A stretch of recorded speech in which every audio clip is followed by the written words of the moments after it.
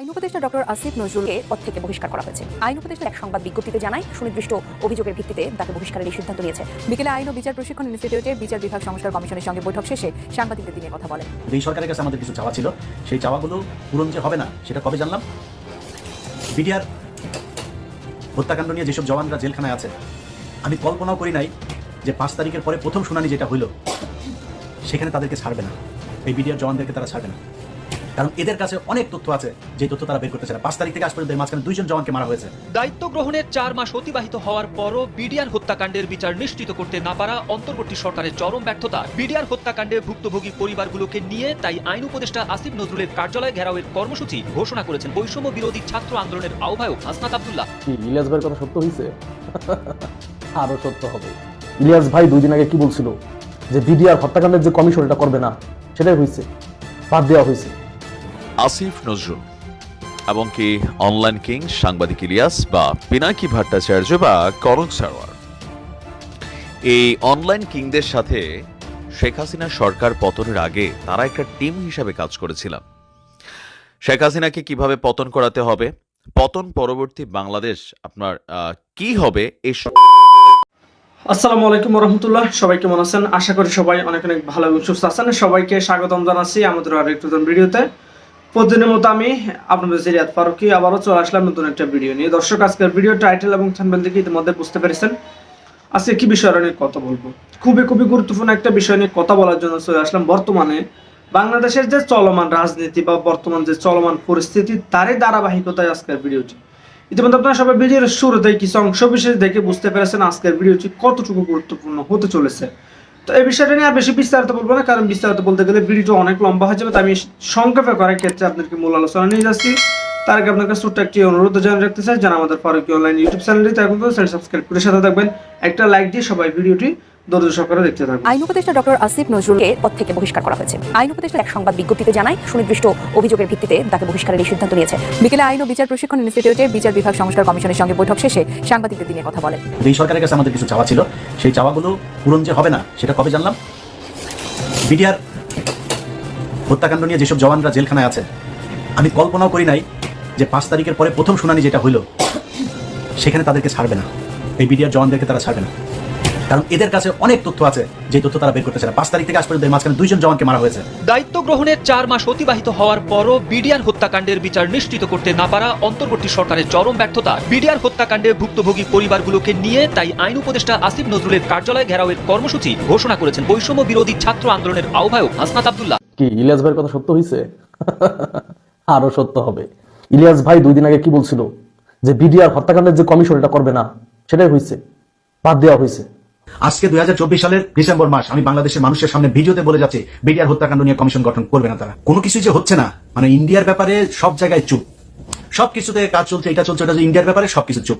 BDR এর জওয়ানরা এখন পর্যন্ত জেলখানায় কেন থাকবে? কাকে খুশি করার জন্য? বিডিআর হত্যাকাণ্ড এই আপনার কমিশন বাদ দেওয়া হয়েছে। কেন বাদ দেওয়া হইলো বলেন? কেন বাদ দেওয়া হইলো? কারণ এটা বাদ দেওয়া হয়েছে এই জন্যই যে এটা সম্পূর্ণ ইন্ডিয়া প্ল্যান করে করছিল। জেলে যারা বিডিআর এর সৈন্য আছে, ওরা নিজেরা বলছে, কথাগুলো শোনেন। 50 জন 60 জন বিডিআর যারা নিরপরাধ, তারা বলেছে যে বিশ্বাস করবেন কি জানি না, ওইখানে সেদিন যারা গুলি করেছে, যারা হত্যা করেছে, তারা আসলে বাংলাদেশের কেউ ছিল না। এরা অবশ্যই ওই ভারত থেকে এসেছিল এবং ষড়যন্ত্রমূলক আমাদের পোশাক পরে কিভাবে ঢুকেছে তাদেরকে চিনতে পারতেছিলাম না। আপনারা তো কথাগুলো শুনলেনই। এই হত্যাকাণ্ড বাংলাদেশের একজন বিডিআর সদস্য সেনাবাহিনীর সদস্যদের উপর গুলি চালায় নাই, গুলি চালাইছিল ইন্ডিয়া থেকে এসে পোশাক পরে। তো এখন এটা যদি তদন্ত হয়, আসল তথ্য বের হয়ে যাবে, তখন তো ইন্ডিয়া মনে করেন ইন্ডিয়া জবাব দিয়ে দিতে হবে। এই জন্য কমিশন বাতিল করা হয়েছে। হ্যাঁ, আপনারা ইলিয়াসরা চিনলেন না, গুরু চিনলেন না, এখনো গুরু চিনবেন। গুরু যেগুলা কথা বলছে না, সবগুলাই সামনে আসবে।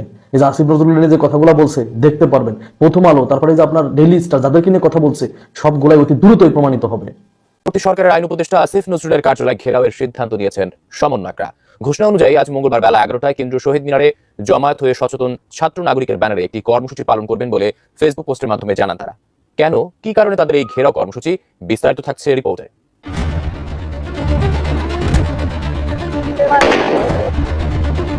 2009 সাল 25 ফেব্রুয়ারি সকালবেলা সবাই যখন নিজ নিজ কর্মস্থলের দিকে ছুটছে, তখন নানা প্রান্ত থেকে খবর আসতে থাকে বাংলাদেশ রাইফেলস বিডিআর এর সদর দপ্তর পিলখানার ভেতরে ব্যাপক গোলাগুলি হচ্ছে। সঙ্গে সঙ্গেই পিলখানার সবগুলো গেটে ভিড় করেন সংবাদ মাধ্যমের কর্মীরা। খবর পেয়ে আসতে থাকেন ভিতরে আটকে পড়াদের পরিবার পরিজনরা। কিন্তু পিলখানার ভেতরে ঠিক কি ঘটছে তা জানার কোনো উপায় ছিল না তখন।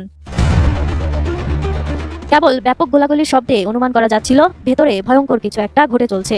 সময়ের সাথে সাথে বাড়তে থাকে গোলাগুলির তীব্রতা। পিলখানা সদর দপ্তরের সবগুলো গেটে অবস্থান নেয় বিডিআর জওয়ানরা। প্রচন্ড গোলাগুলির শব্দে ভীত সন্তুষ্ট মানুষ তখন ছুটছে দিক বিদিক। বাইরে থেকে যতটা খবর পাওয়া যাচ্ছিল তা থেকে জানতে পারা যায় সশস্ত্র বিদ্রোহ করেছে বিডিআর জওয়ানরা। দরবার হলে জিম্মি করে রেখেছে তাদের মহাপরিচালক সহ বিডিআর কর্মরত বেশ কিছু সেনা কর্মকর্তাকে। এদের কাউকে কাউকে হত্যা করার খবরও আসছিল নানা সূত্র থেকে। কিন্তু তখন ঘুণক্ষরেও কেউ অনুমান করতে পারেনি পিলখানার ভেতরে আসলে ঘটে চলছে ইতিহাসের নৃশংসতম হত্যাকাণ্ড। আপনি কি হার্টের সমস্যা নিয়ে দুশ্চিন্তাগ্রস্ত? স্বল্প খরচে হার্টকে ভালো রাখার সহজ উপায় মাতৃভূমি হার্ট কেয়ারে। 25 এবং 26 ফেব্রুয়ারি টানা 2 দিনের এই নৃশংস হত্যাকাণ্ডে প্রথমে 6 সেনা কর্মকর্তার লাশের সন্ধান মেলে পুরান ঢাকার পার্ক এলাকায় বুড়িগঙ্গায় এসে মিশেছে এমন একটা নর্দমায়। তারপর সেই 2 দিনে আরো 57 সেনা কর্মকর্তা এবং 17 বেসামরিক নাগরিক হত্যার কারণ আজও অব্দি ধোঁয়াশার মধ্যে। এটা কি আসলে শুধুই বিডিআর বিদ্রোহ ছিল নাকি অন্য কোনো ষড়যন্ত্র? এখনো দেশের সর্বস্তরের মানুষের মনে এ নিয়ে প্রশ্ন জাগে। সময় বদলেছে, দেশ পরিচালনায় এখন অন্তর্বর্তী সরকার। অতীতের সকল অপকর্মের বিরুদ্ধে নেওয়া হচ্ছে কঠোর ব্যবস্থা। এরই ধারাবাহিকতায় নতুন করে আবার সমন্বয়কদের আলোচনায় এলো পিলখানা হত্যাকাণ্ড। সোমবার সন্ধ্যায় সমন্বয়ক মাহিনের সামাজিক যোগাযোগ মাধ্যম ফেসবুকে দেয়া এক স্ট্যাটাসের সঙ্গে একাত্মতা প্রকাশ করে আইন উপদেষ্টা আসিফ নজরুলের কার্যালয় ঘেরাও করার ঘোষণা দেন হাসনাত সার্জিস। সার্জিস বলেন, কেন্দ্রীয় সমন্বয়ক এমডি মাহিন কমিশন সংশ্লিষ্ট মন্ত্রণালয় ঘেরাও করার যে ঘোষণা দিয়েছেন তার সঙ্গে একাত্মতা ঘোষণা করেই এই সিদ্ধান্ত নিয়েছেন তারা। এর আগে ফেসবুক পোস্টে মাহিন সরকার বলেন, দায়িত্ব গ্রহণের 4 মাস অতিবাহিত হওয়ার পরও বিডিআর হত্যাকাণ্ডের বিচার নিশ্চিত করতে না পারা হলো এই অন্তর্বর্তী সরকারের একটি চরম ব্যর্থতা। বিডিআর হত্যাকাণ্ডের বিচার নিশ্চিতে কমিশন গঠনে গড়িমসি করে এই সরকার দেশের তামাম জনগণের আকাঙ্ক্ষার বিরুদ্ধে অবস্থান নিয়েছে বলে ধারণা তার। এদিকে আওয়ামী লীগের সাধারণ সম্পাদক ওবায়দুল কাদের কিভাবে দেশ ছাড়লেন 15 দিনের মধ্যে পুলিশকে ব্যাখ্যা দিতে বলেছেন আন্তর্জাতিক অপরাধ ট্রাইব্যুনাল। তবে ওবায়দুল কাদেরের দেশে থাকার কথা সরকার জানতো না বলে জানান অন্তর্বর্তীকালীন সরকারের স্বরাষ্ট্র উপদেষ্টা জাহাঙ্গীর আলম চৌধুরী। কোথায় পালাবো না, প্রয়োজনে ফখরুল সাহেবের বাসায় গিয়ে উঠবো। গত বছরের জানুয়ারি মাসে এভাবেই এক সমাবেশে বলেছিলেন আওয়ামী লীগের সাধারণ সম্পাদক ওবায়দুল কাদের। ওই বাড়িতে গিয়ে উঠবো। যদিও 5 আগস্ট সরকার পতনের পর থেকেই পলাতক তিনি। তার নামে হয়েছে হত্যা মামলা সহ কয়েক ডজন মামলা, রয়েছে গ্রেপ্তারি পরোয়ানাও। ওবায়দুল কাদের কোথায়, এ ব্যাপারে জাতীয় একটি পত্রিকায় খবর বের হয় মঙ্গলবার। তার সূত্র ধরে প্রশ্ন ওঠে আন্তর্জাতিক অপরাধ ট্রাইব্যুনালে। প্রসিকিউশনের দাবি, আওয়ামী সরকার পদত্যাগের পরও অনেকদিন দেশে ছিলেন তিনি। তাহলে কিভাবে ওবায়দুল কাদের দেশ ছাড়লো তা 2 সপ্তাহের মধ্যে ব্যাখ্যা দিতে বলা হয়েছে পুলিশ মহাপরিদর্শককে। গ্রেপ্তারি পরোয়ানা জারি হওয়ার পরে বাংলাদেশে কোথায় তিনি কিভাবে ছিলেন, কেন তাকে গ্রেপ্তার করা হয়নি, বা তিনি কিভাবে পরবর্তীতে বাংলাদেশের সীমান্ত অতিক্রম করেছেন, এই ব্যাপারে আইন শৃঙ্খলা রক্ষাকারী বাহিনীর কাছে একটা ব্যাখ্যা চাওয়া হয়েছে এবং সেটা 15 দিনের মধ্যে যাতে ব্যাখ্যা দেওয়া হয় সেটা জানানোর জন্য আদালত নির্দেশ দিয়েছে। এদিকে ওবায়দুল কাদের 3 মাস দেশে লুকিয়েছিলেন, এই খবর জানতো না অন্তর্বর্তী সরকারের স্বরাষ্ট্র উপদেষ্টা। তার অবস্থান জানা থাকলে তাকে গ্রেপ্তার করা হতো বলেও জানান তিনি। কোন থেকে জানলো যে 3 মাস বাংলাদেশে লুকিয়েছিল আমরা তো জানি না। আমরা যদি তার জানতাম আমরা অবশ্যই ধরে ফেলতাম। এর আগে ওই খবরটা ওনারা আমাদের দিতে পারতো যে উনি ওই জায়গায় লুকিয়ে আছে, আমরা অবশ্যই তাকে ধরে ফেলতাম। যদি জানতো সাথে সাথে সে অ্যারেস্ট হয়ে যেত যদি তার লোকেশন জানা যেত। ঢাকা বিভাগীয় আইন শৃঙ্খলা সংক্রান্ত বিশেষ সভা শেষে স্বরাষ্ট্র উপদেষ্টা আরও জানান, হত্যা মামলার কোনো আসামির তথ্য পেলেই তাকে গ্রেপ্তার করা হবে। দেশের বাইরে থাকলে সাহায্য নেওয়া হবে ইন্টারপোলের। আসসালামু আলাইকুম, আমি নাইম, দক্ষিণ কোরিয়া থেকে। আসিফ নজরুল এবং কি অনলাইন কিং সাংবাদিক ইলিয়াস বা পিনাকি ভট্টাচার্য বা কনক সারোয়ার, এই অনলাইন কিংদের সাথে শেখ হাসিনা সরকার পতনের আগে তারা একটা টিম হিসাবে কাজ করেছিলেন। শেখ হাসিনাকে কিভাবে পতন করাতে হবে, পতন পরবর্তী বাংলাদেশ আপনার কি হবে, এই সকল কিছু মিলিয়ে একটা অবস্থান আমরা দেখতে পেয়েছিলাম যে অনলাইন অ্যাক্টিভিস্ট বা আরও যারা আছেন তারা সকলে মিলে আপনার শেখ হাসিনা সরকারের পতনে খুবই মেটিকুলাস প্ল্যানলি কাজ করে গেছেন। কিন্তু সরকার পতনের পর নিজেদের ক্ষমতা, আধিপত্য, পাশাপাশি কার কথায় রাষ্ট্র চলবে, অথবা কে কাকে ভারতের রয়্যাল এজেন্ট বানাবেন, অথবা কে কাকে ফেসিস্টের দোসর বানাবেন, অথবা কে কাকে জাতির পিতা উপাধি দেবেন, এই নিয়ে আপনি দেখেন আমাদের এই বড় বড় যে মানুষগুলো আছে প্রকাশ্যে কে কার খাট কটকট করে কাঁপাইছে, কার সাথে কার পরকীয়া হয়েছে, ইভেন নানান ধরনের বক্তব্য কিন্তু এই মুহূর্তে আপনার ইস্যুটা আসছে। তো সকল ইস্যুর পরে আসিফ নজরুলের যেই পদ পদবি সেখান থেকে তাকে পদত্যাগ করানো অথবা তাকে ব্যক্তিগতভাবে লাঞ্ছিত করানো, অনেক ধরনের আলাপ আলোচনা আমরা কিন্তু অনলাইন প্ল্যাটফর্মে শুনতে পাচ্ছি। তো দিন শেষে কোথাও না কোথাও আজকে যে পরিকল্পনা নিয়েছে বৈষম্য বিরোধী প্ল্যাটফর্ম, আমরা সাংঘর্ষিক অবস্থানে দেখতে পাচ্ছি। সরকারে থাকা উপদেষ্টা পদে যে বৈষম্য বিরোধী নেতারা আছেন, ইভেন যারা মাঠের বাহিরে আছেন, তাদের মধ্যে কিন্তু বিভাজনের প্রথম দাব আজকে প্রকাশ্যে। কারণ আসিফ নজরুলের পক্ষে আমরা দেখেছি উপদেষ্টা আসিফ মাহমুদ অবস্থান নিয়েছেন, কিন্তু আইন মন্ত্রণালয় ঘেরাওয়ের যে ঘোষণা আসছে আসিফ নজরুল ইস্যুতে বরাবরই যারা শক্ত ভূমিকা রাখছে হাসনাত সার্জিসরা, তারা আজকে নিচ্ছে আরেক কর্মসূচি। তবে আন্দোলনের ডাকটা এসেছে ভিন্ন জায়গা থেকে। বিডিআর হত্যাকাণ্ড আপনাদের খেয়াল থাকার কথা, বাংলাদেশের ইতিহাসে খুবই জঘন্য একটা ঘটনা ঘটেছে। আমরা কিন্তু এই ঘটনাটার প্রকৃত রূপরেখা বা প্রকৃত সত্যটা আমিও চাই উদ্ঘাটিত হোক। যারা প্রকৃত অপরাধী তাদের সাজা নিশ্চিত করতে হবে। এখন বিডিআর হত্যার বিচার দাবিতে ভিকটিম পরিবারগুলোকে সঙ্গ নিয়ে আইন উপদেষ্টার কার্যালয় মানে আসিফ নজরুলের যে কার্যালয় আছে সেটা ঘেরাওয়ের ঘোষণা দিয়েছে বৈষম্য বিরোধী ছাত্র আন্দোলনের অন্যতম সমন্বয়ক মাহিন সরকার। আজকে আপনার 11টায় কেন্দ্রীয় শহীদ মিনার থেকে এই কর্মসূচি শুরু করবে বলে তিনি তার ফেসবুক স্ট্যাটাসের মাধ্যমে জানিয়েছেন। তার পোস্টটি তিনি করার পর এই পোস্টটাকে আবার শেয়ার করে একাত্মতা ঘোষণা করেছেন বৈষম্য বিরোধী ছাত্র আন্দোলনের আহ্বায়ক হাসনাত আব্দুল্লাহ এবং সার্জিসরাও। মানে ছাত্ররা বলছে যে দায়িত্ব গ্রহণের 4 মাস অতিবাহিত হওয়ার পরও বিডিআর হত্যাকাণ্ডের বিচার নিশ্চিত করতে না পারা অন্তর্বর্তী সরকারের চরম ব্যর্থতা। এই বিষয়টা নিয়ে খুবই শক্ত জোরালো ভূমিকা রাখছেন সাংবাদিক ইলিয়াস। তিনি কিন্তু বরাবর এই বিষয় নিয়ে অনেক কথা বলছেন। ইভেন আসিফ নজরুলের উপরে এই বিষয় নিয়ে তিনি খুবই গোস্বান্বিত আছেন। আর এটা নিয়ে গতকালকেও তিনি কিছু কথা বলেছিলেন। তো দেখা গেছে তার কথার পরে এই বিডিআর হত্যাকাণ্ডের বিচার ইস্যুতে আমরা দেখলাম যে ছাত্ররা মাঠে শক্ত হিসাবে অবস্থান নিচ্ছে। বলা হচ্ছে বিডিআর হত্যাকাণ্ডের বিচার নিশ্চিতে কমিশন গঠনে গড়িমসি করে এই সরকার দেশের তামাম জনগণের আকাঙ্ক্ষার বিরুদ্ধে অবস্থান নিয়েছে, যা স্পষ্টতই প্রহসনের শামিল। এদের বক্তব্য 71-এ বাংলাদেশের আপামর মুক্তিকামী জনতার অর্জিত বিজয়কে ভারত তাদের নিজেদের জয় বলে আখ্যা দিয়ে বিভ্রান্তি ছড়াচ্ছে।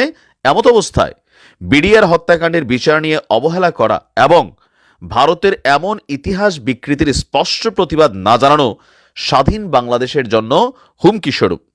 এরই প্রতিবাদে মাহিন সরকার বলছেন বিডিআর হত্যাকাণ্ডের ভিকটিম পরিবারগুলোকে সঙ্গে নিয়ে আগামী 17 ডিসেম্বর মানে আজকে আইন উপদেষ্টার কার্যালয় ঘেরাও করব।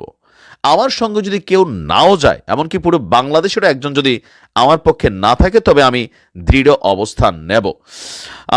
তো আপনার তার এই বক্তব্যের সাথে সাথে তা যাবে, এখানে অনেক মানুষ আছে, সাংবাদিক ইলিয়াসের আহ্বানেও এখানে তাদের সোশ্যাল একটা ইনফ্লুয়েন্স আছে, লক্ষ লক্ষ সমর্থক কর্মী আছে। আমরা আজকে হয়তো এখানে ভিন্ন কিছুই দেখতে পাবো, কারণ পিনাকি দাদার আহ্বানেও এখানে লক্ষ মানুষ সমাগত মানে একটা জায়গায় জড়ো হয়ে যাবে।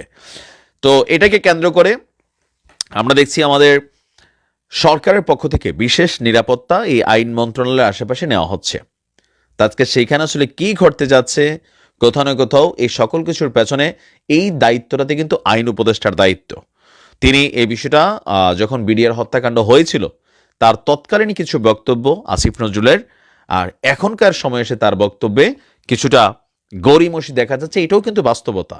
তো এই বাস্তবতার প্রেক্ষাপটে আমি জানি না যে আজকে আসলে কি হতে যাচ্ছে। সমন্বয়কদের মধ্যে বিভাজন তৈরি হচ্ছে, আবার 4 মাসের মধ্যে দেখেন এই উপদেষ্টাদের নিয়ে বা আমাদের অনলাইন কিংদের মধ্যে সরকারকে নিয়ে এই যে একটা টালবাহানা রাজনৈতিক দলগুলোর মধ্যে এই যে সমন্বয়হীনতা, সকল কিছু মিলিয়ে আসলে কি পরিবেশ পরিস্থিতি বা কি মেসেজ এখানে ক্রিয়েট হচ্ছে, দেখা যাক আজকে আসিফ নজরুল স্যারের সাথে কি ঘটে। তবে সর্বোচ্চ সতর্ক অবস্থায় নিশ্চয়ই আমাদের সরকারের থেকে থাকা হবে, মানে আইন শৃঙ্খলা বাহিনীর অবস্থান সেখানে নিশ্চিত করা হবে। কি ঘটে জানি না, বাট আমরা এমন কিছু চাই না যে অস্থিতিশীল একটা পরিবেশ তৈরি হবে। দর্শকের বিষয়টা আপনার মতামত জানাবেন আমাদের কমেন্ট বক্সে। ধন্যবাদ সবাইকে এতক্ষণ সাথে থাকার জন্য। কোথা থেকে দেখেছেন অবশ্যই দ্রুত কমেন্টে জানিয়ে ফেলবেন। ভালো থাকবেন, সুস্থ থাকবেন, আল্লাহ হাফেজ।